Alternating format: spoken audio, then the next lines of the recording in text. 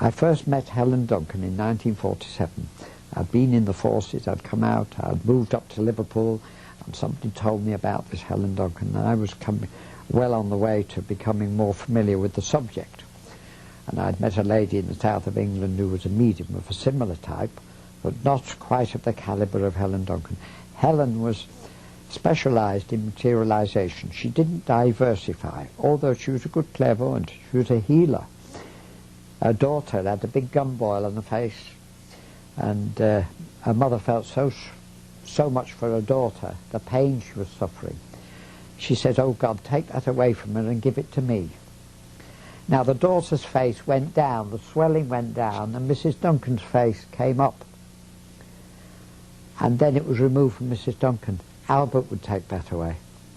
So these are little anecdotal things that occurred that are, by the way, but nevertheless, still quite striking things. Could you describe what she was like, what she looked like, or how she She was very plain. She was a stocky woman, bit of a mystery in the sense that she didn't have much dialogue or conversation. She never talked about herself, never talked about psychic things. Actually, she was frightened of the whole subject, but she was glad that she never knew anything about it, because they took her right deep. Because if they hadn't taken her into a deep trance, our own mind would have interfered with the proceedings anyway, and it would never have been as successful as they were. It's because she was subjected to total, deep unconsciousness that they were able to work without interference from her thoughts and her mind. As she said, if I saw a ghost, I'd run a mile, she said, once in an interview she did. And I believe that. She was frightened of the whole thing. And usually mediums of that type that I met, I knew 15 over a period of time, they were all frightened of their own mediumship. They didn't want to know about it. They didn't like people talking about it. It's no good saying to Mrs. Duncan, "Oh, that was a marvellous sitting, Mrs. Duncan." She didn't want to know. What was so unique about it? Well, unique because that gift was rare. So rare. She was, I would say, the finest demonstrator of that type of mediumship, materialisation, this century.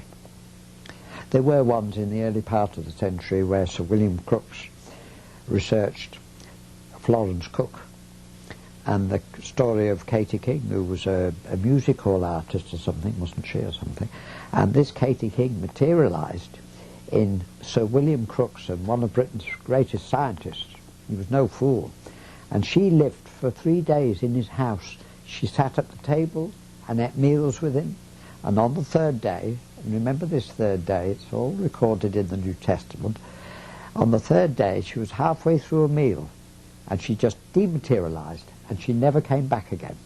He tried to get her back through Florence Cook, who was the medium, and the medium was in a deep trance on the settee for 3 days. She wasn't harmed in any way, she wasn't dehydrated because she'd had no fluid or food. You see, spirits have a remarkable way of looking after the medium to a great extent. What was her home life like? Her home life background was of a very poor family. She brought up a large family. Her husband was always ailing, sick, she had angina and other things. She was the breadwinner, and she would get up at 4 in the morning to go into the flax fields, winter as well, and do 2 hours, 2 or 3 hours, and then go back home about 7 o'clock to get the children up ready for school, and then go back to the flax fields. And this flax was made to make jute in a factory some nearby place. And she was the sole breadwinner. Her family was about 7 children, you see. And adversity was the name of the game. And maybe Spirit gave her this gift as I don't know, for some reason. She never became wealthy from it because she wasn't that type of person, didn't do it for money. The people who got the money, if there was any money, was the spiritualist organisation. They used to take £1 and give Mrs. Duncan 2 and 6pence. So they kept 75% of the pound and gave Mrs. Duncan the loose change.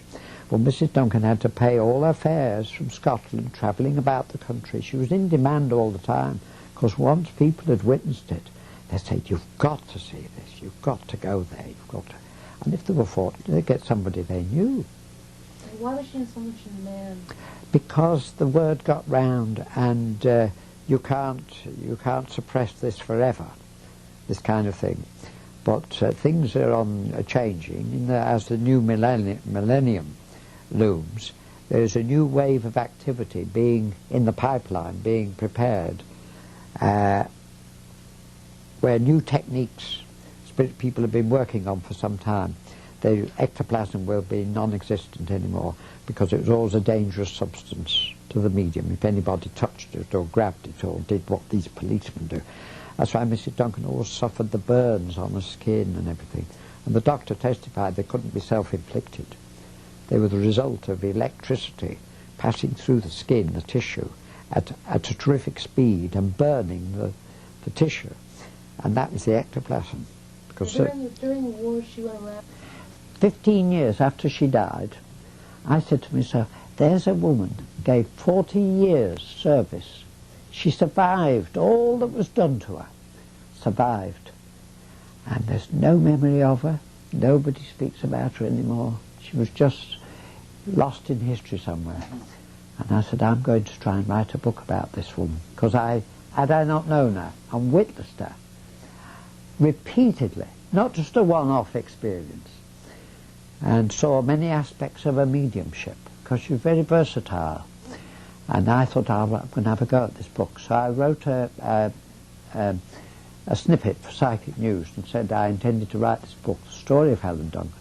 And anybody that would like to contact me that knew her, sat with her, had any experience with her, if they'd like to share some of those experiences with me, it would help me to build up the material.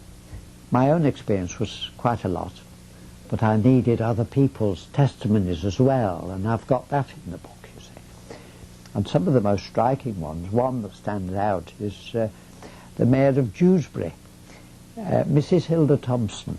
She married, of course, and the Mayor of Dewsbury, his name was Naylor, and they used to wear this regalia, you know, red coat and a three-cornered hat and a chain of office and all this kind of thing. Well, it was her husband, and she went where he died, of course, otherwise she wouldn't have gone to this day, and she went there hoping, and he materialised, complete in his regalia and chain of office. And that's recorded in the book. She wrote to me and told me about this. And I thought, that's all right. I'm getting the independent testimony of members of the public who'd witnessed. Now, she testified that her husband appeared in full regalia with his chain of office and everything.